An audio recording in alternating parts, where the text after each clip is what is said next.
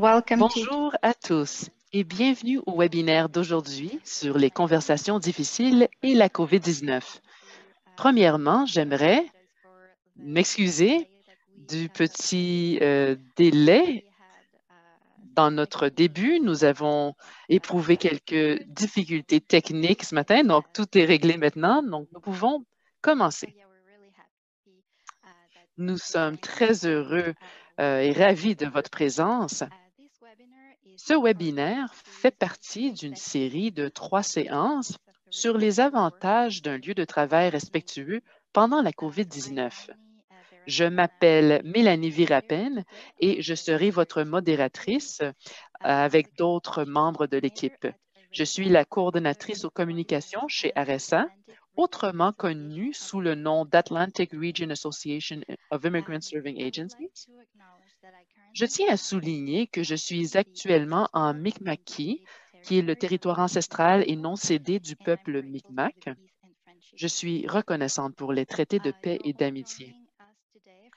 Vous nous rejoignez tous aujourd'hui en provenance des territoires traditionnels et non cédés des peuples Béotuk, Mi'kmaq et Malécite, ainsi que des terres ancestrales des Inuits et des Inuits du Labrador. Nous reconnaissons les liens ancestraux et continus des peuples indigènes avec les terres et les eaux de la région connue sous le nom de Canada atlantique. Une chose que fait RSA est que nous développons et fournissons des sessions de développement professionnel adaptées aux besoins les plus actuels de nos membres, c'est-à-dire vous. Comme tout le monde, la COVID-19 nous a obligés à nous adapter et pour le moment, nous avons mis en ligne toutes nos capacités de renforcement des capacités. Et nous sommes très chanceux d'avoir parmi nous aujourd'hui Michael Petitpas comme conférencier. Il est le fondateur de Clear Resolution, service de gestion des conflits, et a tenu plusieurs rôles différents au sein du gouvernement. Il a aussi beaucoup de certificats sur la résolution des conflits et puis de techniques d'apprentissage et de médiation. Il y a plus de 25 ans d'expérience dans la résolution des conflits et la médiation. Il est l'expert parfait pour cette série de webinaires et nous avons la chance de l'avoir parmi nous. Vous connaissez probablement tous Zoom maintenant, mais il y a encore quelques points d'ordre administratif que j'aimerais passer en revue avec vous avant de commencer. Michael fera sa présentation en anglais et les diapositives à l'écran seront en anglais. Toutefois, une version française de la présentation est disponible dans la boîte de discussion. Si vous avez besoin d'une interprétation dans l'une ou l'autre langue, veuillez cliquer sur l'icône « Interprétation » en bas de votre écran et choisissez la langue de votre choix. Si vous êtes bilingue et vous n'avez pas besoin d'interprétation dans une langue, c'est-à-dire ignorer ces directives. Pendant les périodes de discussion et de questions, n'hésitez pas à vous exprimer dans votre langue préférée. Sachez qu'il y a un moment où la fonction d'interprétation ne sera pas disponible. C'est lorsque vous serez placé dans les salles de réunion pour travailler sur un exercice en petit groupe plus tard dans la présentation. Nous aurons du temps pour les questions pendant la présentation. Vous pouvez utiliser la boîte de clavardage pour laisser vos questions. Lorsque vous ne parlez pas, n'oubliez pas de rester en sourdine. Cela permettra de réduire le bruit de fond pendant la présentation. Sur l'écran ici, vous pouvez voir les icônes sur lesquelles, que vous connaissez sûrement très bien déjà, sur lesquelles vous devez cliquer pour mettre en sourdine et éteindre votre appareil caméra. Si vous rencontrez un problème technique, vous pouvez essayer d'éteindre votre caméra car cela peut vous aider à améliorer votre connexion Internet. Vous pouvez également essayer de quitter la réunion et de vous y joindre à nouveau si ça aide. Si cela ne fonctionne pas, veuillez laisser un message dans la boîte de discussion et nous ferons de notre mieux pour vous aider. Enfin, j'aimerais commencer par souhaiter chaleureusement la bienvenue à Michael Petitpas. Michael, à vous. Merci beaucoup et bienvenue. C'est un plaisir pour moi d'être parmi vous et de travailler avec vous. La première chose que j'aimerais faire, c'est de parler un petit peu Si vous pouvez passer à la prochaine diapositive, je vais vous donner un aperçu de ce que nous allons traiter aujourd'hui. Comme nous l'avons mentionné, Mélanie l'a mentionné, c'est une série à 3 volets. C'est une question de créer des lieux de travail respectueux. Cette première séance porte sur les conversations difficiles et bien sûr, un lieu de travail respectueux. Et puis, à la fin, on va parler de l'harcèlement, harcèlement sexuel en particulier et à quoi ça ressemble et qu'est-ce qu'on peut faire pour améliorer les choses. Donc, vraiment, dans je suis en train de regarder l'écran maintenant. Donc, voici ce que nous allons discuter. Donc, on va parler de la dynamique de groupe, aussi explorer les conversations difficiles, qu'est-ce qui les rend difficiles et qu'est-ce qu'on peut faire, les répercussions de l'évitement, c'est-à-dire d'éviter ces conversations difficiles. Ah, désolé. Beaucoup de personnes disent, vous savez, si vous laissez passer les choses, ça va disparaître. On va en parler un peu plus tard. Des clés de la réussite, la communication et comment donner une rétroaction ou des commentaires efficaces. Donc,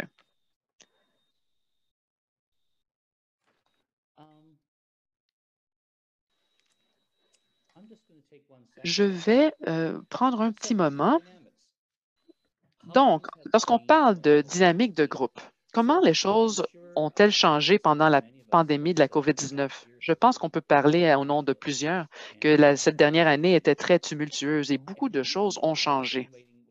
Plusieurs personnes se demandent quand est-ce que les choses vont revenir à l'avant-pandémie. Je ne suis pas certain que ça va. Je ne pense pas que ça va arriver. Certaines choses, oui, mais pas d'autres. On doit penser à ce à quoi ressemble le nouveau normal, la nouvelle normalité. On veut voir comment normaliser ces modifications profondes.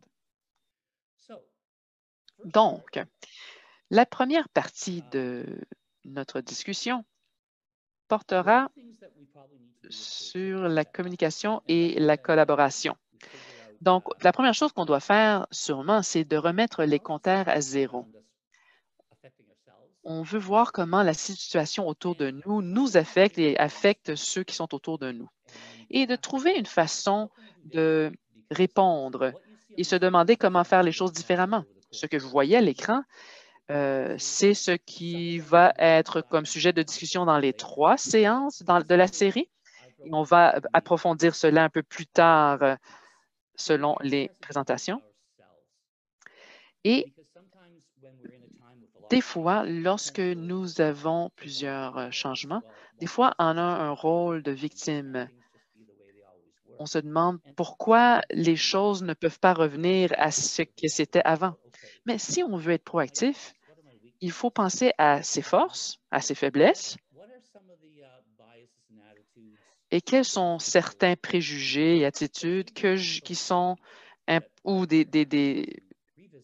qui sont importants et lesquels dois-je peut-être abandonner après une réflexion. Lorsqu'on parle de créer un lieu de travail respectueux, on doit penser à comment nous pouvons euh, euh, réduire l'érosion des relations. Par exemple, la communication est toujours au cœur des difficultés. Et dans un livre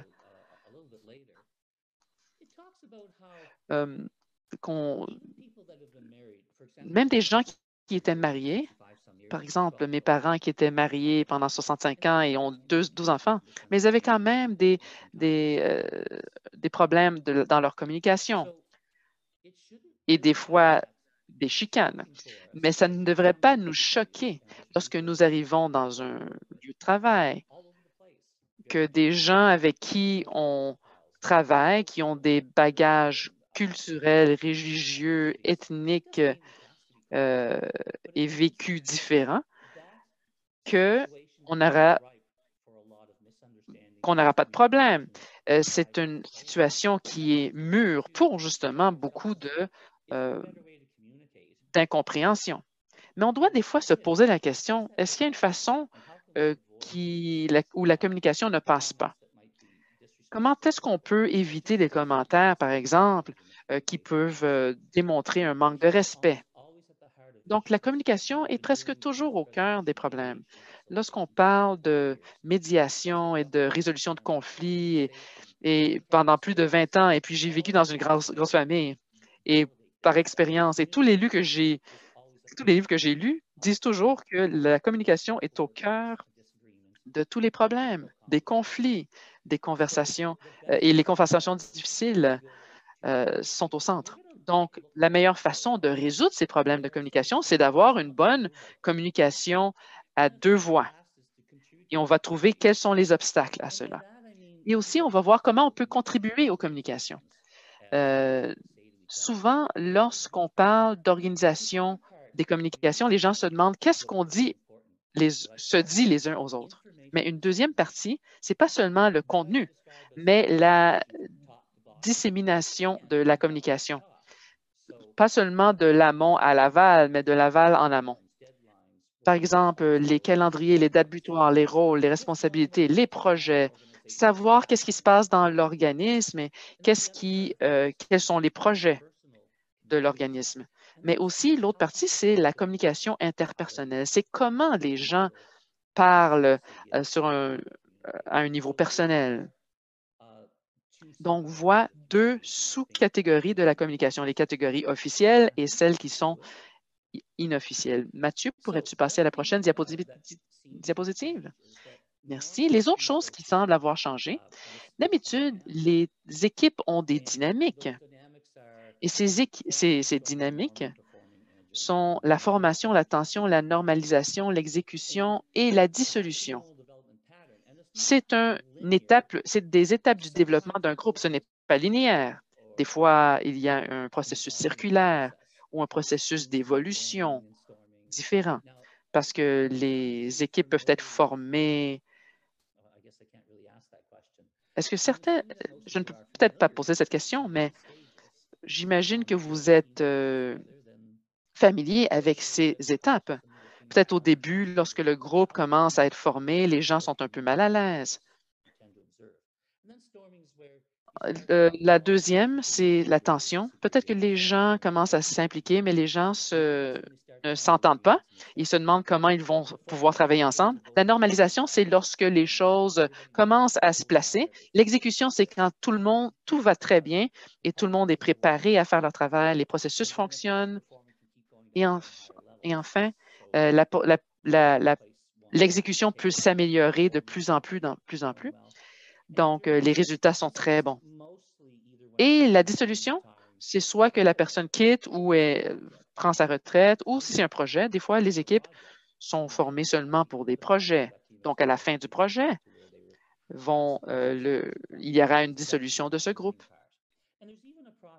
Et il y a aussi un processus de cette dissolution. On voit souvent ça dans des émissions télé.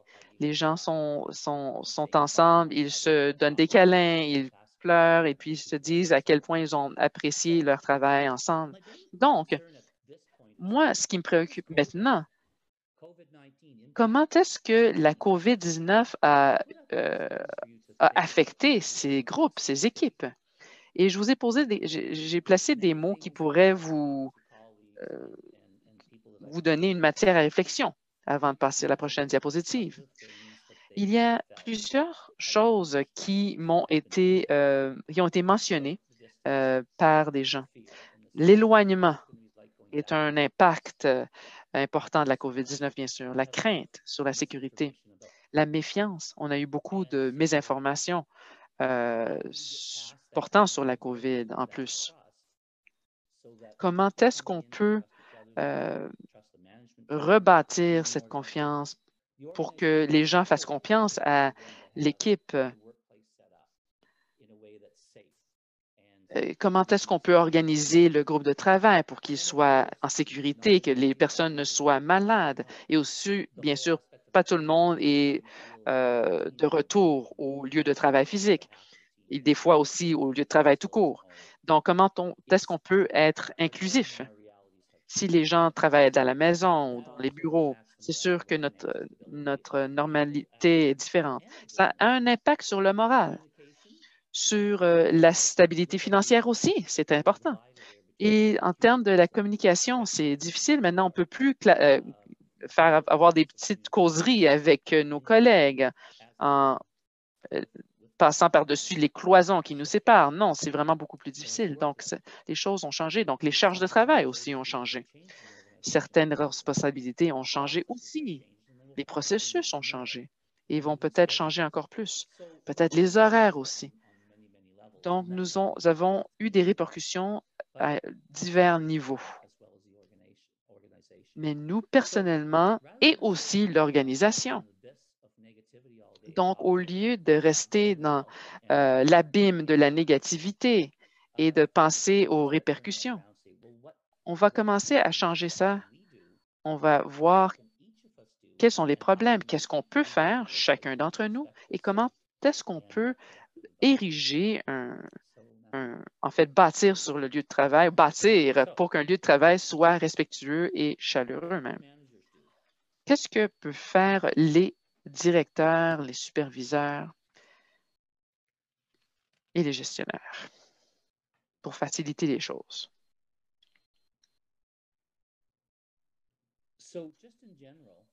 Donc, généralement, j'aimerais mentionner que souvent, les gens pensent, ben, je peux, en fait, vous donner l'exemple de la période de temps quand mon père travaillait avant sa retraite. Et les attentes à ce moment-là étaient différentes que les attentes d'aujourd'hui. Mais avant, les gens disaient, ben, c'est la responsabilité du gestionnaire. En fait, qu'est-ce que les gestionnaires peuvent faire pour aider? Voici des réponses que j'ai eues d'un autre groupe et je vais vous les dire pour votre considération. Donc, on peut rebâtir la confiance. Ils peuvent être disponibles, ils peuvent communiquer, ils peuvent écouter. J'ai déjà parlé de l'écoute dans les relations interpersonnelles et la communication d'informations plus formelles. Ils peuvent planifier pour garantir la sécurité de tout le monde et aussi agir, donc prendre des initiatives, régler des problèmes. Ils ne devraient pas les ignorer et puis les négliger, mais ils prennent des mesures actives. Et pour ce qui est, en termes de membres du personnel, qu'est-ce qu'ils peuvent faire, eux? Donc, c'est poser des questions. Lorsqu'on parle de communication, il y a toujours des obstacles, des écueils qui empirent la situation. Des fois, c'est d'avoir des préjugés ou des hypothèses et puis d'agir sur ces hypothèses sans les prouver. Donc, c'est horrible. En étant un professeur, les gens me posaient qu'il n'y a jamais des questions stupides. Et je pense que ce serait bien d'accepter cette hypothèse, même si. Mais moi, je pense quand même que quand j'ai enseigné aux premières années de secondaire, il y a un enfant qui pense, il avait pensé à trouver les questions les plus stupides pour me frustrer. Donc, je ne pense pas qu'il y a des questions qui ne sont pas stupides. Je pense que ça existe, mais quand même, si questions un peu bizarres, ces questions ne sont stupides, s'ils n'ont pas de directive et s'ils n'ont pas des réponses à leurs questions qui semblent peut-être bizarres à vos yeux, ça va quand même les aider de leur donner une réponse. Si vous êtes en doute, vérifiez les choses. C'est beaucoup mieux que d'avoir des hypothèses et de prendre la mauvaise voie. Donc, bien sûr, il faut faire preuve de souplesse. Je pense que la plupart d'entre vous, que vous êtes conscient de l'importance de la souplesse. Donc, il faut se montrer patient aussi. Il y a beaucoup de choses qui ont lieu maintenant. Il y a beaucoup de problèmes, de charges de travail qui s'accumulent. Donc, il faut se montrer patient. Tout gestionnaire ou superviseur va être inondé avec énormément de demandes. Donc, ça va peut-être prendre beaucoup de temps.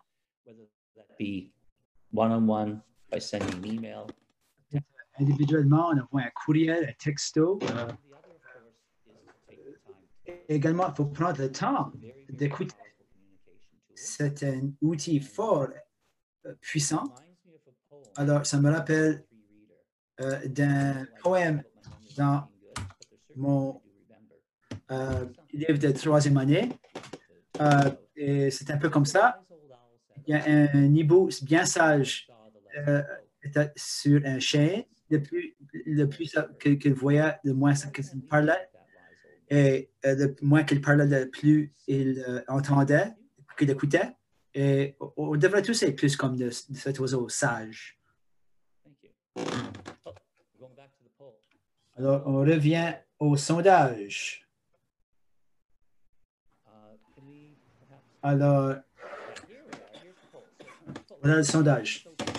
Si vous voulez bien, pouvez-vous choisir une réponse et là, indiquer le genre de conversation que vous trouvez le plus difficile.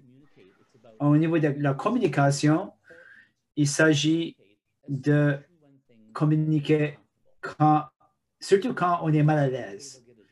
C'est la seule façon qu'on va aborder les enjeux. Alors, on va faire ceci et là, je vais vous en parler davantage. Alors, indiquez le genre de conversation que vous trouvez le plus difficile. C'est des évaluations des performances ou des problèmes. Faire face au comportement offensant, s'attaquer au favoritisme, quelqu'un qui n'a pas l'esprit d'équipe, un conflit de personnalité, ou ça pourrait être quelque chose d'autre.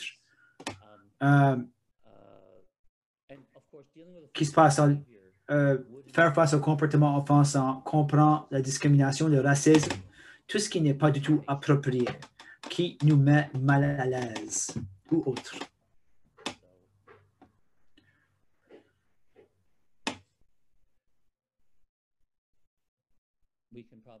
Alors, on va leur accorder quelques autres secondes, puis on va voir c'est quoi les résultats.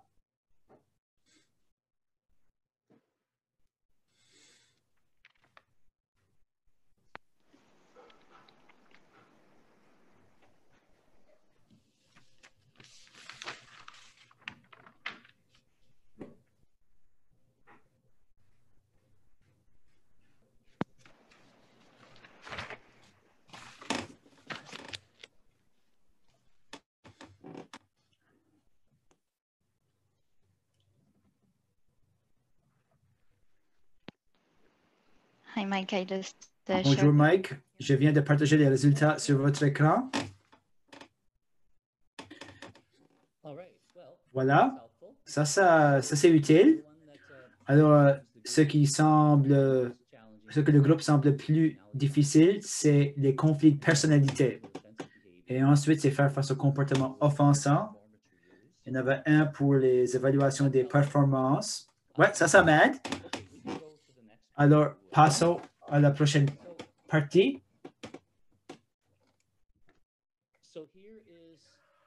Voilà une liste de réponses que j'ai eues avec d'autres groupes au niveau des conflits. Ce qu'ils trouvaient étaient des discussions difficiles. Il y a plusieurs choses que les gens peuvent trouver difficiles. Il y a deux façons, il y a deux philosophies pour l'aborder. Numéro un, il y a des gens qui disent qu'on doit être à l'aise avec le fait d'être mal à l'aise. Il faut normaliser, on doit adapter et on doit accepter ce qui se passe autour de soi et se rendre à l'aise avec tout cela. Une autre approche, une autre démarche, c'est de ne pas être à l'aise avec ce qui est devenu quelque chose avec lequel on est à l'aise. Il y a des gens qui ont des mauvaises relations chez soi, il y a des choses qui sont fous qui se passent autour d'eux. Et à un moment donné, si les gens veulent un changement, ils doivent dire, je dois avoir moins peur que le diable que je ne connais pas, que le diable que je connaisse. Ça ne fonctionne pas. Alors, je dois me mettre mal à l'aise avec ce avec quoi j'ai été à l'aise et commencer à l'aborder.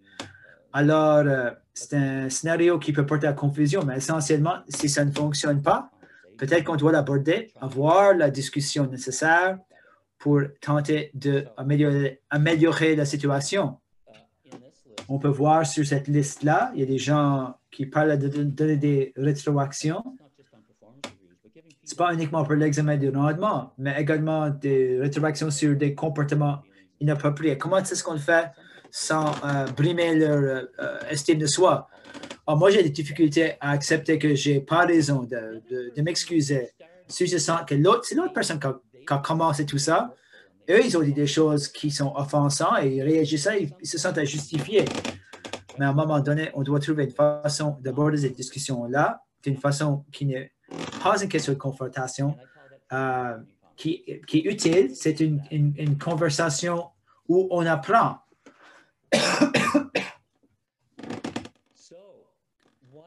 Alors, qu'est-ce qui rend les conversations difficiles?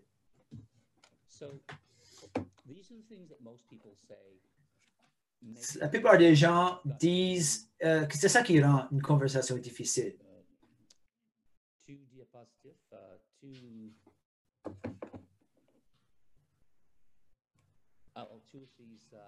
Il y a 2 diapositives là-dessus. Souvent, les gens trouvent que la confiance est difficile. Si vous avez confiance en la personne, que la personne ne va pas vous juger ou ne va pas exagérer, ça va aller bien. Les expériences antérieures, si vous connaissez la personne, c'est vrai que ça peut aller dans les 2 sens. Et si vous avez déjà eu des bonnes discussions, c'est plus facile d'aborder cette question-là. Par contre, si vous n'avez pas confiance en cette personne-là, si l'expérience antérieure est négative, vous n'aurez pas confiance.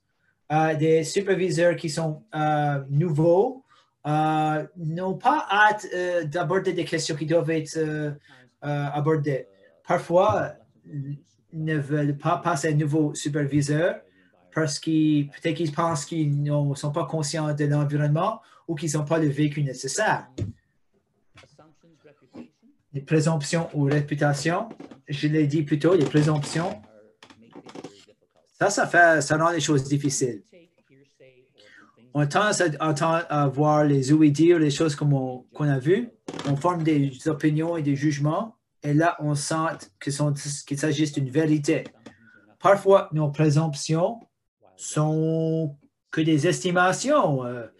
Parfois, c'est des intuitions, mais la seule façon de le savoir, véritablement, est d'aller direct à la source.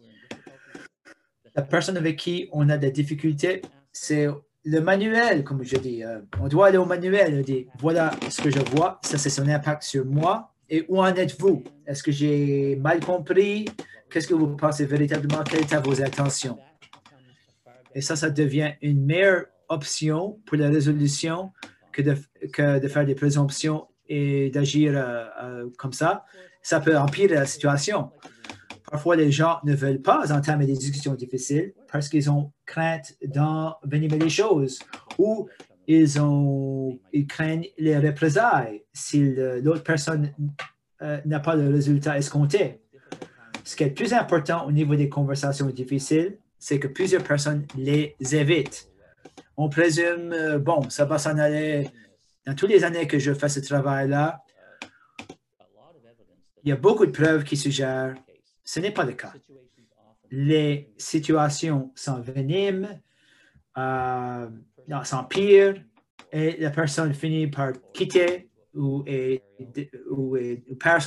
dégagée, ou c'est une situation formalisée, ou c'est une question adversariale. Alors, aborder la question tôt, trouver une façon de les aborder de façon utile. Au fil des ans, d'après moi, c'est la façon la plus efficace de l'aborder. Souvent, les gens hésitent parce que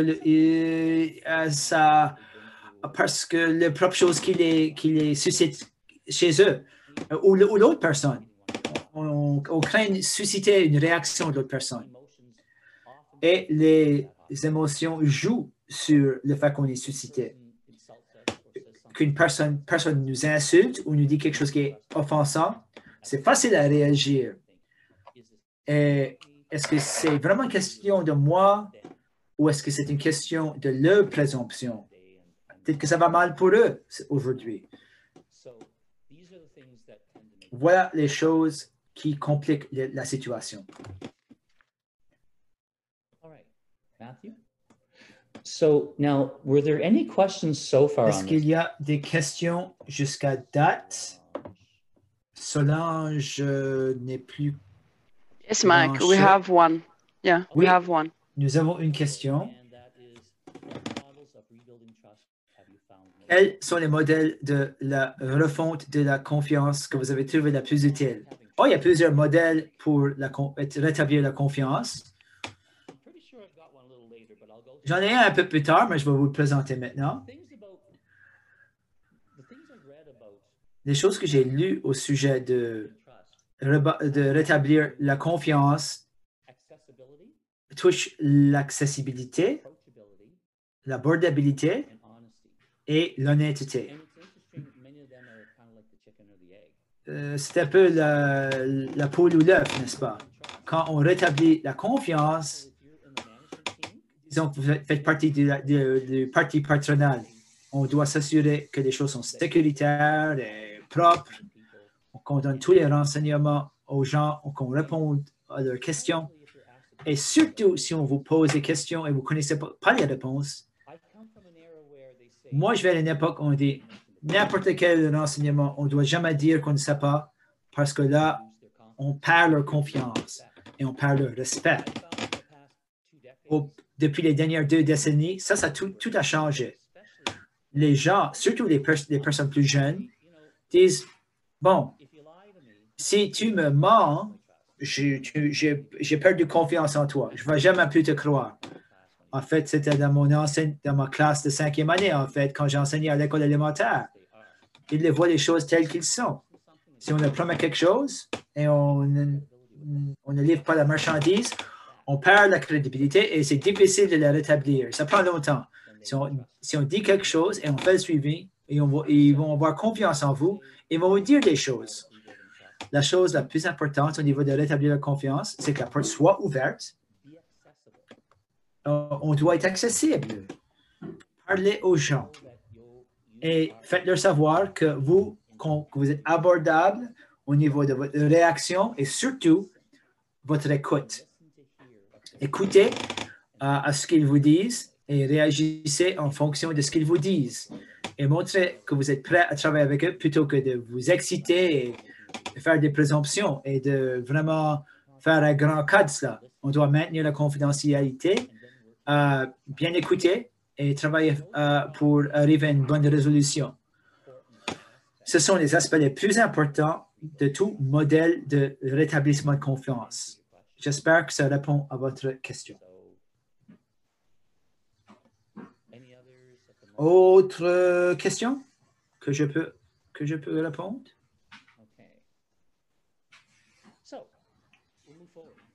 On passe à autre chose. Définir les conversations difficiles. Pourquoi ces conversations sont-elles difficiles? Le résultat est important. S'il s'agit d'une discussion importante, ça peut servir de précédent. Ça peut agir d'un moyen de sauver la face ou avoir des répercussions sur sa carrière. Ces conversations-là sont posent plus grand défi, peuvent impliquer plusieurs parties. S'il y a un désaccord, entre les parties ou s'il y a un fort contenu émotif, ça c'est difficile. On va aborder certains de ces éléments-là, mais on ne va pas rentrer dans le détail d'une étape à l'autre. Ça, c'est pourquoi traiter d'une conversation difficile, d'habitude, c'est 3 jours en personne et il y a des activités interactives. Ça, c'est dans le grand plan. Pour s'approfondir dans ces questions-là, ça prendra bien longtemps. Mais on va vous présenter le gros plan. S'il y a des accords entre les partants, s'il y a un fort contenu émotif, au meilleur conseil, il y a plusieurs façons d'aborder les émotions, surtout les vôtres, où vous pouvez soit penser à des éléments, réfléchir ou utiliser vous avez des différentes perspectives, vous exprimez vos frustrations avant de rentrer en discussion. C'est clair. L'échéancier est important. Si vous rentrez dans le bureau du patron et vous êtes fâché et vous commencez à vous exprimer de cette façon-là, ça ne va pas être des plus utiles. Mais c'est difficile de ne pas vouloir rentrer quand vous êtes fâché. Alors, trouver une façon de traiter avec l'émotion, le ramener à un niveau que vous pouvez gérer. C'est du gros bon sens. Au niveau du rendement au travail, notre famille, nos valeurs nous sont importantes. Quand quelque chose touche nos valeurs, ça peut avoir un impact affectif, ça peut avoir une grande importance, ça peut donner lieu à de l'anxiété et créer une tension. Et souvent, ça va avoir un impact sur qu'est-ce qu'on dit et comment on le dit. Et ça, tout est full de répercussions sur le résultat final. Le dernier point, c'est le malaise. J'ai déjà parlé du malaise. On doit reconnaître que notre malaise nous dit quelque chose. Peut-être qu'on doit être plus confortable avec notre malaise et déterminer qu'est-ce qu'il y en est, ou peut-être qu'on doit apporter un changement.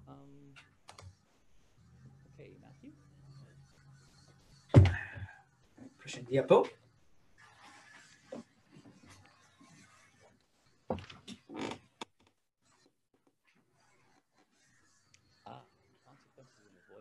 Les conséquences de l'évitement. Voilà. Ce que je veux vous faire, c'est faire une activité avec vous. Quelles sont les conséquences de ne pas avoir des conversations difficiles? Essentiellement, c'est quelle est la conséquence de ne pas aborder convenablement un enjeu quand on doit l'aborder? Qu'est-ce qui se passe quand on évite la conversation, qui le saura et qui s'en préoccupera et quelle différence cela fera-t-il? Les gens se posent la question au niveau de ce rationaliser. Peu importe, il n'y a personne qui va. Ça va importer à personne, je ne vais rien faire. Il y a une personne qui m'a envoyé un courriel qui m'a dit récemment, quand on ne s'affirme pas pour chercher à garder la paix, souvent on crée une guerre à l'interne, dans notre fort intérieur. Là, on commence à se sentir coupable. Ça s'est empiré, j'aurais pu dire quelque chose, j'aurais pu changer ça. Moi, je suis triste, je le fais, je ne suis pas d'accord. Et là, on finit par avoir un conflit à l'intérieur et parfois des conflits d'intérêt qui créent du stress, de l'anxiété, on dort mal. Vraiment, souvent quand les gens disent, au lieu de dire, ils vont dire quelque chose comme, bon, je n'ai rien dit, j'essaie de faire mon gentil. Parfois, j'ai de la difficulté avec ça. Si la situation doit être abordée et que ça blesse les personnes qui vous entourent, ne rien faire, je remets cela en question. Je vous pose la question. Est-ce que c'est vraiment une question de gentillesse ou est-ce que c'est juste une question d'évitement? Alors, considérez cela du temps qu'on passe à la prochaine partie. Alors, on va faire un petit exercice. Cette bonne équipe, vous a organisé un petit groupe. Vous aurez 4 minutes pour cet exercice. Vous serez placé dans une salle individuelle. Faites une liste, quelqu'un dans le groupe ou le groupe, vous pouvez partager la responsabilité. Faites une liste pour partager avec les autres groupes quand on revient en plénière. Voilà la question. L'incidence de l'inaction. Que risque-t-il de se produire si la conversation difficile n'a pas lieu ou d'aborder un enjeu? Groupe 1 va discuter, faire une liste d'au moins 5 choses. C'est quoi l'impact sur la personne dans le milieu de travail quand on n'aborde pas convenablement ces enjeux-là? Groupe 2, quel est l'impact sur le ou la superviseur, le gestionnaire, si le conflit ou la situation n'est pas abordée? Groupe 3, impact sur l'équipe dans l'ensemble. Parfois, il y a des petites équipes dans le milieu de travail. Groupe 4, impact sur l'organisation. Et c'est quoi l'impact sur les autres, les familles, les clients, la société? comment est-ce qu'eux, ils sont touchés si vous n'abordez pas les questions, les discussions difficiles ou conflictuelles dans vos milieux de travail. S'il y a des questions, veuillez bien les envoyer dans le clavardage. Sinon, on va me faire un co-animateur afin que je puisse visiter chacune des salles. Si vous avez une question, vous pouvez me le demander. Alors, sinon, je sors le chemin et là, vous pouvez commencer vos travail en petite salle. Oui. Donc, je pense qu'on va demander à quelqu'un du premier groupe qui regardait l'impact sur la personne d'allumer leur caméra, peut-être, et de partager les constatations de votre groupe.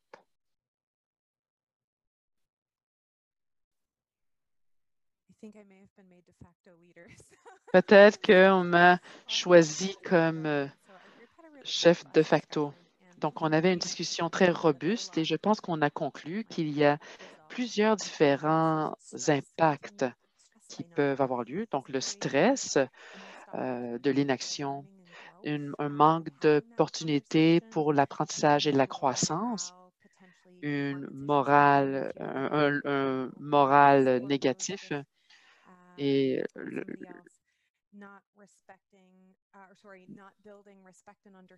donc un manque d'occasion de bâtir le respect et la compréhension. Donc, c'est sûr que les conversations difficiles nous le permettent. Nous avons aussi dit qu'il y aurait une chance améliorée de faire des hypothèses qui ne sont pas vérifiées. Ça pourrait, il y aurait une érosion de la confiance et puis décroître la motivation. Merci. D'accord. Est-ce qu'il y aurait quelqu'un du groupe 2?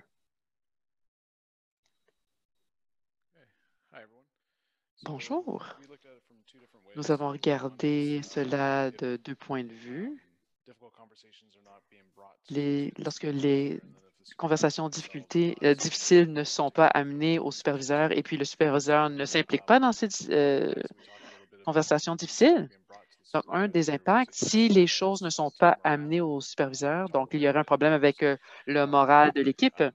On a beaucoup parlé à quel point que souvent, les superviseurs sont impliqués quand il est déjà trop tard. Mais si le superviseur avait été avisé plus tôt, on aurait pu avoir une approche préventive au lieu de réactive. Et il peut avoir, bien sûr, énormément d'effets sur l'équipe. Donc, les frustrations se sont accumulées et puis la situation est beaucoup plus difficile à résoudre après coup. Et ensuite, si les superviseurs évitent les conversations difficiles, donc c'est un sentiment d'incompétence que vous ne faites pas le travail pour lequel on vous a embauché, pour lequel. Donc aussi, l'équipe vous fait moins confiance.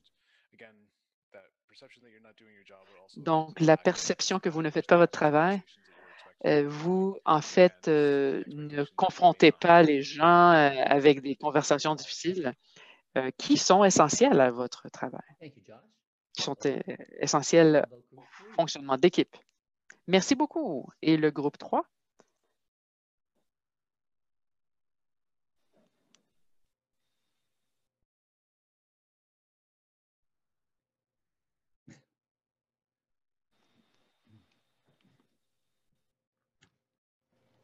Sorry, I was trying to find the unmute. I know we've got Désolée, je ne trouvais pas le bouton du mode silence. Et puis, on a aussi beaucoup de bruit de fond. Je suis désolée. On ne savait pas. Lorsqu'on parlait de l'impact sur l'équipe, plusieurs points ont déjà été mentionnés, mais c'est logique parce que ces impacts négatifs se chevauchent. Et puis, ils deviennent de plus en plus importants. Donc, le stress sur l'équipe, si certains problèmes ne sont pas réglés. Donc, il y a le problème de la boule de neige. Donc, ça pourrait aussi croître s'il y a d'autres membres d'équipe s'ils ne sont pas impliqués. Donc, si on ne confronte pas le problème, c'est sûr que les membres de l'équipe vont peut-être essayer de régler le problème eux-mêmes. Donc, c'est sûr que le superviseur ne va peut-être pas aimer ça parce que les méthodes seront peut-être moins positives. Et puis, les résultats seront différents. Okay. Very good. D'accord, très bien. Thank you. Merci. And we're on to team 4 now. Et passons au groupe 4. Pour l'équipe, le groupe 4 regardait l'impact sur l'organisme et comme on a tous mentionné, c'est un effet de boule de neige où l'organisation a un impact, le moral de toute l'organisation et du personnel est néfaste. La performance de l'équipe n'est pas bonne. Tout le monde est affecté au niveau de l'organisation. L'approche et les résultats du programme sont aussi affectés. La dynamique de l'organisation complète peuvent être affectées parce que certaines autres équipes ont besoin de compenser lorsqu'un travail n'est pas fait, par exemple. Donc, ça crée tout simplement plus de conflits. Donc, au lieu de seulement traiter un problème, vous avez plusieurs problèmes à résoudre.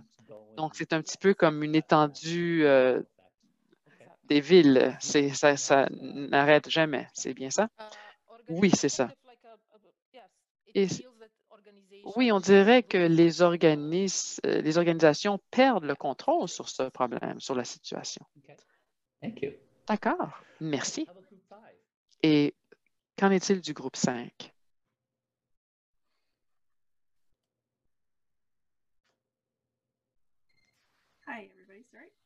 Bonjour, je suis désolée, j'étais encore en mode silence. Nous avons parlé de l'impact sur les autres. Nous avons mentionné les mêmes choses que les autres groupes ont mentionné. Donc, on ajoute au stress, mais en termes de l'impact sur les familles, le stress peut en fait rentrer dans la famille, les membres de famille. Peut-être que vous ne serez pas, si vous n'êtes pas présent dans ces conversations, vous serez moins productif. Il y aurait peut-être des messages mixtes sur quel est l'environnement du lieu de travail. Il y aurait peut-être une mauvaise conception de votre entreprise auprès de vos clients. Et comment est-ce que... Donc, les impacts sont plutôt l'aperçu que les gens ont sur la qualité de la société ou de l'organisation. Donc, les dommages à la réputation. C'est sûr que les perceptions sont basées sur les perspectives de certaines personnes et des attitudes de certains. Donc, ça pourrait affecter des informations avec des bailleurs de fonds, des partenaires et d'autres parties prenantes de la communauté. Et aussi, ça a un impact sur certaines pratiques sur l'embauche.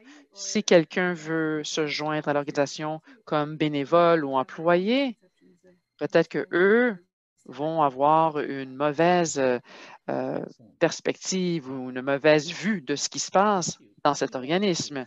Merci, merci à tous les groupes.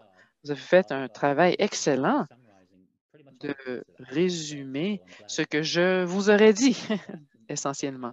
Donc, je suis très heureux que vous avez eu la chance d'en parler avec vos collègues.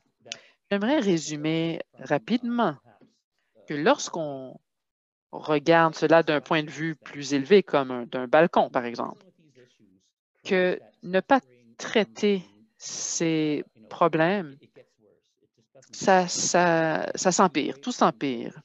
Rien ne disparaît.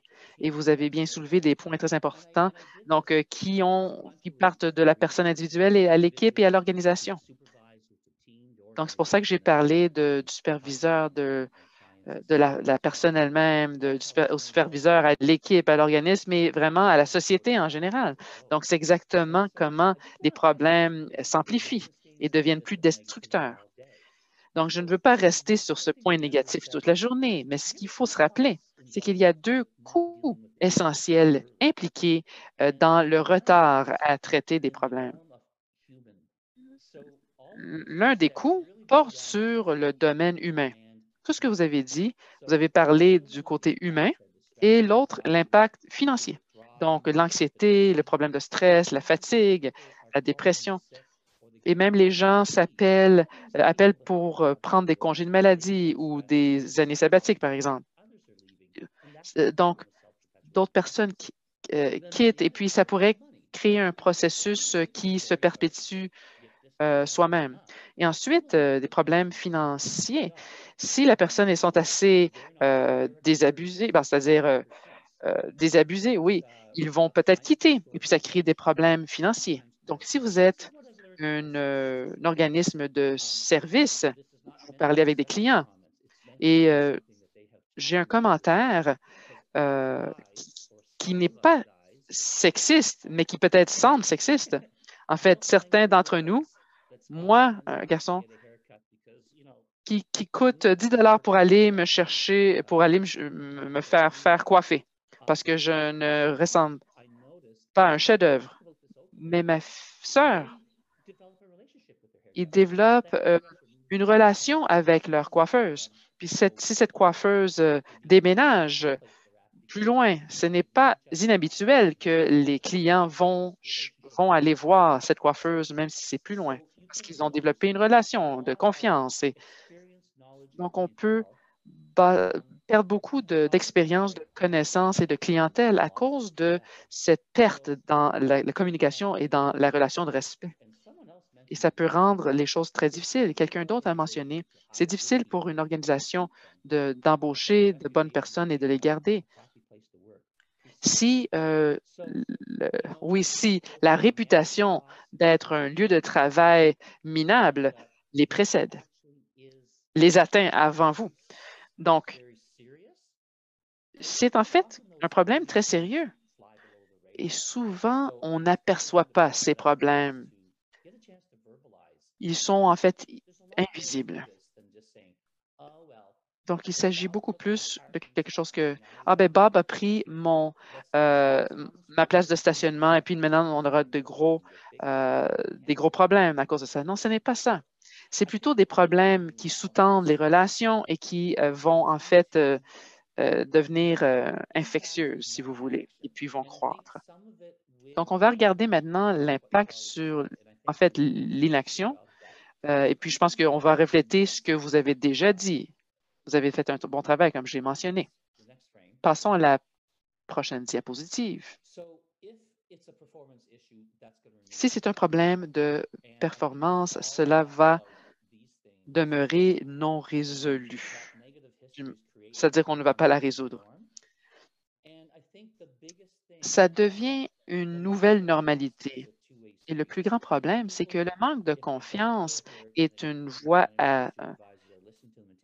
C'est en fait un couteau à quelqu'un sans qu'ils n'ont été aidés ils vont développer une frustration et même une colère et puis ils vont se tourner vers le gestionnaire. Et puis, en fait, certaines personnes vont souvent dire que la haute direction ou la direction ne se préoccupe pas d'eux. C'est peut-être pas si évident parce que des fois, deux collègues ont un problème pendant un certain temps, assez long. Mais s'ils ne les communiquent pas, et peut-être que les gens ne le remarquent pas, à moins que quelqu'un soulève le problème à la direction, peut-être que la direction ne le sait pas.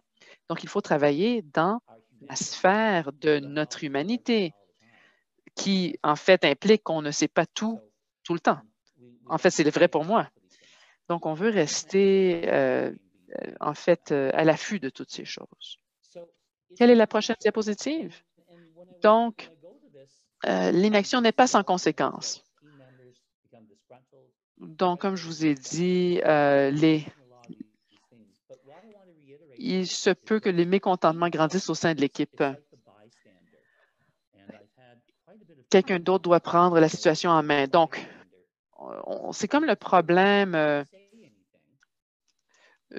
du spectateur, du témoin. Donc, si moi, je ne fais pas quelque chose, ce n'est pas mon problème. Quelqu'un d'autre peut agir. Moi, je n'améliore pas les choses, mais je n'empire pas les choses aussi. Donc, c'est neutre. Si je suis tout simplement spectateur, donc, il n'y a pas de conséquence à mon inaction. C'est le raisonnement des gens. Mais je vais quand même vous poser une question qui va révéler si c'est vrai ou non. Mais si vous dites rien, est-ce que c'est vraiment neutre? Est-ce qu'il n'y a vraiment pas de conséquences? Par exemple, vous vous promenez sur la rue et un petit garçon tombe dans la rivière et puis crie à l'aide. Si vous n'allez pas l'aider et le chercher, est-ce que c'est vraiment neutre? Est-ce que c'est vraiment une inaction qui n'a pas de conséquences? Par exemple, deux enfants, un enfant maltraite un autre. Est-ce que c'est neutre? Intimide un autre enfant, puis vous ne faites rien, donc ce n'est pas neutre et il n'y a pas de conséquences. Ce n'est pas vrai. Si un garçon se fait battre par un autre, est-ce que si vous ne faites rien, est-ce que vous approuvez l'activité? Et si vous ne faites rien pour faire la différence? Si vous intervenez, vous changez la dynamique naturelle entre ces deux personnes-là. Donc, certaines personnes pensent qu'intervenir est quelque chose de néfaste, d'inorganique. Mais peu importe votre point de vue, parfois ne rien faire, c'est d'accepter et d'approuver et même de donner la permission de faire quelque chose. Et si vous vous impliquez, ça pourrait changer quelque chose. Malheureusement, si nous regardons nos responsabilités sociales, il y a un temps et un endroit où on peut arrêter quelque chose qui est destructeur par ce que nous disons et ce que nous faisons. Je veux en fait parler de cette idée de neutralité ou de non-conséquence, parce que les gens souvent se cachent derrière cet énoncé pour éviter d'agir. Mais il y a quand même un impact. Cet impact est peut-être positif ou négatif, mais il y a un impact sans aucun doute. Les gens disent, ben, si vous ne prenez pas de décision, vous ne pouvez pas prendre de mauvaises décisions ou de bonnes décisions, c'est neutre. Et moi, je suggère que ce n'est pas vrai. Parce que décider de ne pas prendre de décision, de mon point de vue, c'est en fait, vous prenez une décision de ne pas prendre de décision. Et il y aura bien sûr une conséquence. Comme un enfant qui se fait battre par un autre garçon, si vous ne faites rien, cet enfant va se faire blesser, va se faire, on va lui faire mal. Donc, il y a quand même de bonnes nouvelles par rapport aux conversations difficiles. Je vais vous dire maintenant, on ne va pas parler de tous les points de communication verbatim. Nous n'allons pas toutes les apprendre et les pratiquer, mais on va toucher sur ces points. Mais encore, si vous avez un besoin ou un appétit pour un approfondissement de ces concepts, je suis sûre qu'on peut parler avec Caroline pour savoir à quoi cela peut ressembler. Donc, dans une organisation, il y a sûrement déjà un grand réseau où les gens se confient les uns aux autres avec des directeurs, des gens que vous respectez déjà, que vous savez sont des gens, des bonnes personnes, compétents et envers qui vous pouvez vous tourner pour des bons conseils. Et d'autres bonnes nouvelles, c'est comment vous gérez les conversations vont changer les répercussions, les résultats. Si une personne se trouve dans une situation où il a des conversations qui ne fonctionnent pas bien, des fois, c'est une question de modifier des petites choses dans la façon qu'ils abordent le problème. Peut-être ils disent quelque chose ou ne disent pas quelque chose qui change beaucoup les choses. Donc, on a beaucoup de conseils à donner par rapport à comment commencer une conversation, comment répondre d'une manière positive. Mais c'est quelque chose qu'on peut apprendre. C'est le point numéro 3 de ma présentation. Je peux parler en mon nom. J'étais tellement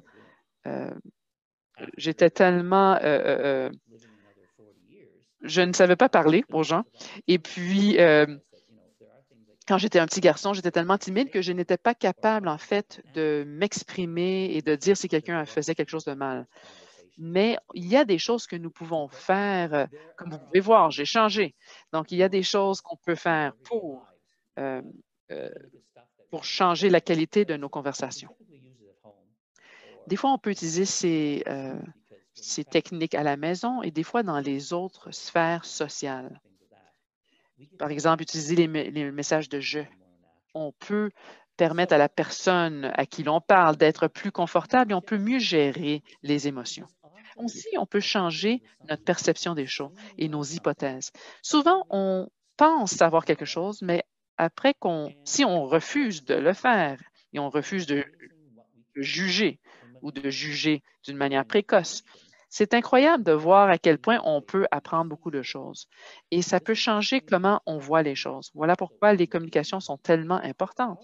Aussi, lorsque nous donnons notre point de vue à la personne, ils vont peut-être dire « Ah, je n'ai jamais pensé à cela de cette façon, mais c'est un point intéressant. Je n'aurais jamais pensé à ça, mais je n'en ai jamais fait l'expérience, mais c'est intéressant. » Donc, si on peut en fait devenir conscient des autres et conscient de nous-mêmes, donc la conversation peut vraiment devenir une situation d'apprentissage. Et c'est vraiment ce qu'on voudrait voir dans les conversations difficiles, au lieu d'être une conversation de confrontation, au lieu d'essayer de convaincre l'autre personne qu'elle a tort et que j'ai raison. Comment est-ce qu'on peut voir les choses d'une manière différente et de devenir curieux? Et c'est comme ça que beaucoup de choses ont lieu. Et cela change les répercussions. Elles deviennent positives au lieu de rester négatives. Nous allons en aborder quelques-unes rapidement, mais on va parler de certaines des compétences que vous avez peut-être déjà, mais que vous voudriez renforcer à l'avenir. Nous n'avons pas de questions, je pense, dans la boîte de clapardage. C'est bien ça? D'accord. Regardons maintenant un petit peu les clés de la réussite. Donc, les 3 catégories principales, c'est la préparation et les outils eux-mêmes. Donc, on ne va pas aborder chacun des sujets aujourd'hui. On va tout simplement faire un survol rapide. Premièrement, interrogez-vous sur votre attitude. Les gens vont dire « Ah, Mike, je ne pensais pas que cela serait une exploration personnelle, que ce serait un atelier d'actualisation personnelle. » On veut juste régler l'autre personne pour qu'eux deviennent une meilleure personne parce que moi, je suis déjà assez bien, je suis assez parfaite. Mais c'est justement ce qu'il faut vérifier dans notre attitude. Est-ce que moi, je contribue au problème d'une manière ou d'une autre? Mais qu'est-ce qui est important pour moi? À quoi je recherche? Est-ce que je veux une décision, avoir une entente, un règlement? Est-ce que j'essaie de régler le problème ou j'essaie de m'attaquer ou de régler l'autre personne? Est-ce que c'est la faute de l'autre personne? Qui a raison et qui a tort? C'est important de décider quelle est notre attitude parce que ça va dicter qu'est-ce qu'on dit et qu'est-ce qu'on ne dit pas. On a déjà établi que la façon d'aborder ce genre de conversation a énormément de répercussions. C'est comme ceux qui font des sprints. Ceux qui commencent très bien vont vraiment bien, ils vont bien réussir leur course. Mais s'ils commencent mal, bien, ça va être difficile, en fait, de se sortir du pétrin. Est-ce qu'on est des victimes? Des fois, c'est vrai, mais des fois, ce n'est pas vrai. Des fois, on veut reconnaître que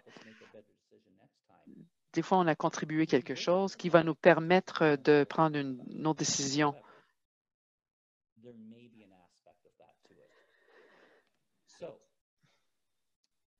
Donc, il pourrait y avoir un aspect où cela est vrai. Donc, on veut aussi vérifier nos hypothèses.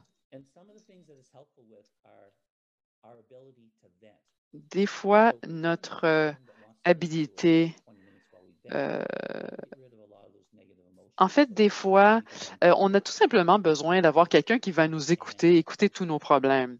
Des fois, ça peut vraiment enlever beaucoup d'émotions négatives et des fois, on devient plus cérébral par le fait même et prendre des décisions plus posées. Des fois, quelqu'un veut aller au bureau du directeur et puis leur dire exactement qu'est-ce que je pense. Puis il y a des conséquences à le faire. C'est peut-être l'approche qui n'est pas la plus efficace. Mais si on peut se contrôler, se maîtriser et voir qu'est-ce le vrai problème dans tout ça, voilà pourquoi on doit vraiment regarder les approches et tenter d'améliorer notre compétence là-dessus. En première, c'est de changer le jugement à la curiosité. Au lieu de porter un jugement et de dire aux gens à quel point ils ont tort et puis à quel point ça cause des dommages, soyez plutôt curieux. Quelle était votre intention ou à quoi avez-vous pensé? Comment est-ce que vous vous êtes rendu où vous êtes? Des fois, lorsqu'on apprend des choses, leur explication va peut-être être logique et peut-être que l'impact sur nous était peut-être accidentel. Mais jusqu'à ce qu'on ait cette conversation, on ne peut pas présumer le savoir. Ah, mon patron me déteste et veut ruiner ma carrière ou ma vie parce qu'il corrige mon travail. Peut-être qu'il corrige le travail de tout le monde. Je ne le sais pas. Mais peut-être que jusqu'à temps que vous ayez une conversation difficile avec cette personne-là, vous n'aurez jamais le savoir. Aussi, par rapport aux reproches que vous faites, où voulez-vous contribuer à la solution? Lorsque vous faites une autoréflexion, si vous parlez à quelqu'un dans cette conversation difficile, vous pouvez vous rendre compte que la contribution peut être deux choses, que vous faites et que vous n'auriez pas dû faire, ou peut-être qu'on n'a pas fait ou dit, mais qu'on aurait pu dire ou faire. Cela ouvre la porte à une exploration de soi plus poussée. Souvent, lorsque les gens me demandent de contribution, ça veut dire que vous me blâmez. Moi, je dis à mes clients, pensez à ce que vous avez fait pour contribuer à la situation, au problème. Je ne vous blâme pas. Je dis tout simplement que des fois, il y a des choses qu'on peut faire que vous n'avez pas fait, que vous auriez pu donner des meilleures directives, que vous auriez pu éviter ou poser des questions pour clarifier la situation. Lorsque deux personnes in an honest, non-provocative way and share as much information as they can. And if we're not doing that, we may be holding back. S'ils ne font pas, on empêche le processus de se développer sans le vouloir. Alors, au lieu de blâmer, des reproches, là, c'est plutôt une conversation instructive. On partage ce qu'on pense, ce qu'on ressent, et l'autre partie aussi. Et les deux parties ont une révélation. Ah, c'est pas ce que j'ai cru qu'il se passait. Oh, je ne savais pas qu'il se sentait comme ça. Et là, toute la discussion change. Alors, dans l'ensemble, c'est comme ça que ça fonctionne. Alors, passons à la prochaine section. Les clés de la réussite. Le processus de communication, si on le décompose rapidement, c'est plutôt simple. Je sais que le temps se fait court et on pourra couvrir d'autres choses dans le prochain atelier. Vérifier que l'intention est... Qui doit vérifier? Qui est responsable de vérifier si le message est clair? Le locuteur est celui-là qui écoute. Et là, nous aurons un autre sondage où vous pouvez nous dire c'est quoi la version de l'histoire qui est la plus efficace. Voilà vos choix. La personne qui parle, la personne qui écoute, les deux également, ou personne. Le dire une fois devrait suffire.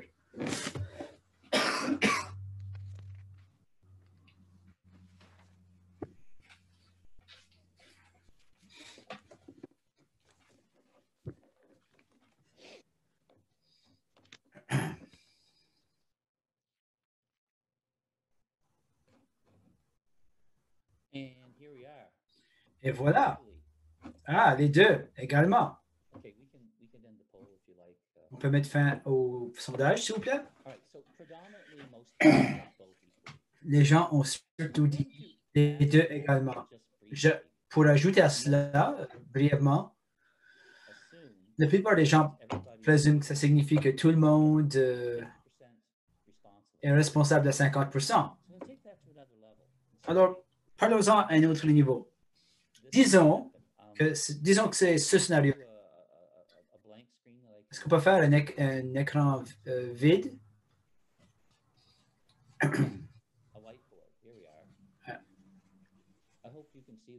J'espère que vous pouvez le voir. Yes. Oui, on peut le voir.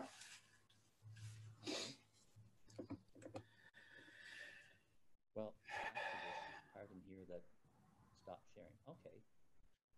Stop sharing. So here's the thing. This is Voilà. supposed to be a box, but listen. C'est censé être une boîte. Okay, this is a really bad box. C'est pas une bonne boîte, mais bon. L'art, c'était pas mon grand sujet à l'école. Well, if I take Il y a des gens 50%, qui disent, ah, si moi j'assume 50% et vous assumez 50%, we shouldn't have any issues with communication. on ne devrait pas avoir de préoccupations associées à la communication. Mais malheureusement, ce qui peut se produire, It happens with couples. même avec les couples, hein, moi j'assume ces responsabilités-là, toi tu assumes ces responsabilités-là, ils ne vérifient pas, puis ils finissent par prendre la même moitié.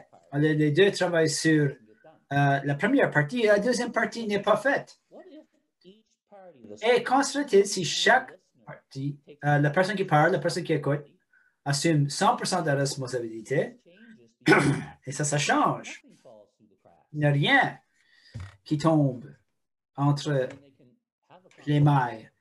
Et là, ils peuvent avoir une discussion sur comment ils vont répartir la tâche de façon équitable. Et là, ils vont savoir.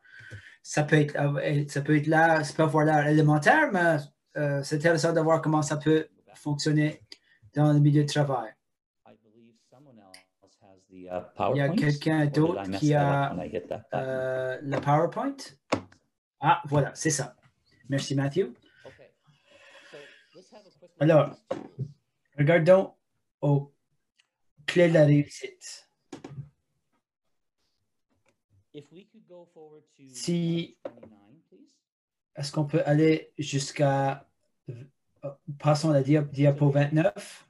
The overview of the tools. Voilà le survol des clés de la réussite. Listening, Écoute, the use of silence, silence, iMessages, des messages au jeu, questioning, des questions, paraphrasing, reformulation, résumé et des rétroactions. things that Voilà we use ce que l'on emploie dans le monde professionnel comme médiateur et animateur. Voilà, ce sont nos outils essentiels. Et le plus on est capable de les employer, le mieux le résultat de la discussion sera et la plus productive qu'elle sera. On n'a pas le temps dans une heure et demie de tout individually and practice them. par le contenu et pratiquer, mais je peux quand même vous dire que qu'un des éléments les plus significatifs, importants, c'est l'écoute. C'est pourquoi je l'ai mis premier. Nous ne savons pas quand être silencieux si on ne saura pas comment faire des messages en jeu ou poser des questions ou même récapituler le contenu de ce que dit une personne si on n'écoute pas. C'est du gros beau sens, n'est-ce pas? C'est pas juste une question d'écouter, mais c'est clair que c'est la transition vers l'efficacité des autres outils. Et la rétroaction. Encore une fois, parce que nous accusons nous avons accusé un certain retard, je pense qu'on va devoir laisser ça à la prochaine fois, parce que je dois devoir l'intégrer dans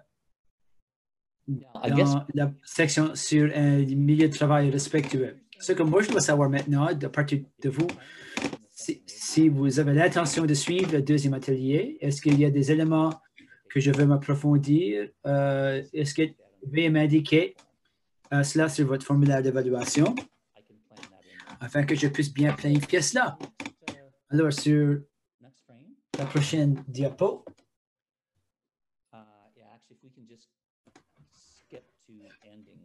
est-ce qu'on peut passer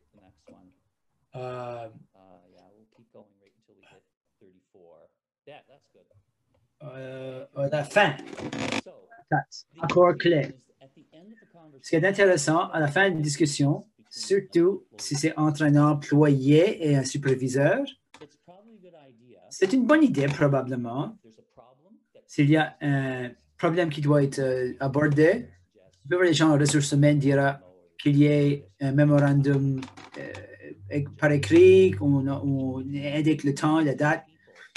Même entre deux personnes qui ont un enjeu, ils le règlent et là, ils disent, OK, on va faire différemment à l'avenir. C'est une bonne idée de l'écrire, même si ce ne c'est que dans un courriel afin qu'on puisse se l'envoyer.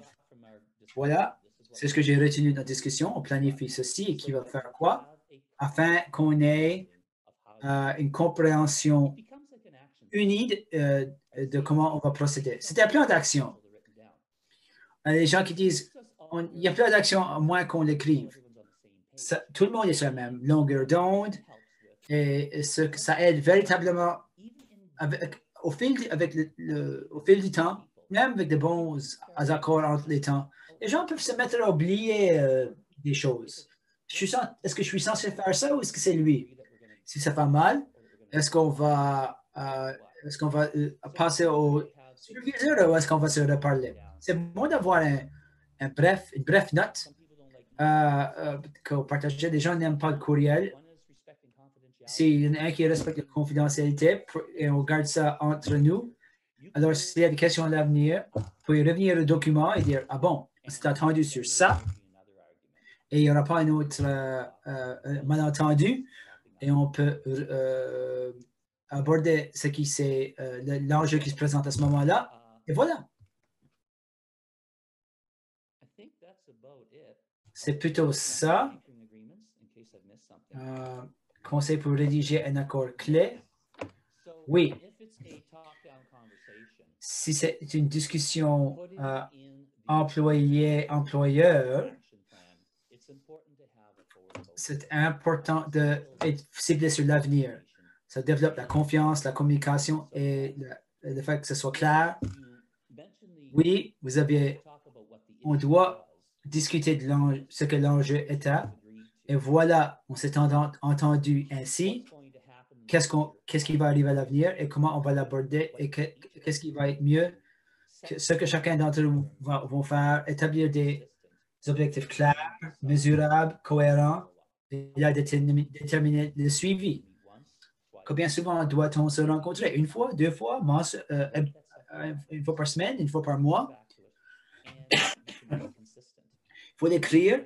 Comme ça, on peut référer à cela et là, on peut être cohérent. Surtout pendant les époques COVID où les gens sont répartis un peu partout, d'avoir quelque chose qui est cohérent et stable à laquelle on peut référer, ça donne un sentiment aux gens de sécurité. Ils ont l'impression qu'ils sont inclus, qu'ils sont respectés. D'après moi, c'est essentiel dans les milieux de travail. Tout le monde a besoin d'être accepté, d'être inclus et ils ont besoin de respect. En ayant ces discussions de façon respectueuse, il s'agit des éléments importants où chacun d'entre nous peut contribuer à un milieu de travail meilleur, plus respectueux et plus dynamique, même pendant et après la COVID. Il s'agit de concepts universels. Et le prochain élément, ce sera les références. Voilà des livres que j'ai suggérés qui peuvent vous aider. Comment mener les discussions difficiles. Patton et Stone, comment réussir une négociation. Roger Fisher et Urey. Si vous voulez aborder n'importe quel enjeu, le deuxième, comment réussir une négociation, Fisher et Urey, c'est un des meilleurs textes que j'ai lus. Ça va aider aux gestionnaires, les 5 stages of team development de Tuckman, The 4 Horsemen of Relationship Apocalypse, John Gottman, ça c'est pour tout le monde. Qui a piqué mon fromage? Il y a une vidéo qui l'accompagne, dessin animé. C'est intéressant, mais c'est plutôt une question de s'adapter au changement et les défis que le changement pose et comment on peut se réadapter en fonction de nos attitudes pour être plus efficaces dans un moment de changement. Ça se veut divertissant, mais il y a de bons messages et c'est assez cool. Je l'ai lu pendant un vol d'avion. Voilà ce que j'ai pour le moment et j'ai hâte de vous rencontrer de nouveau et de m'approfondir dans quelques-uns des enjeux. Désolé pour de ne pas avoir tout à fait respecté l'heure, mais je cède la parole aux autres. Il y a un journal d'apprentissage personnel.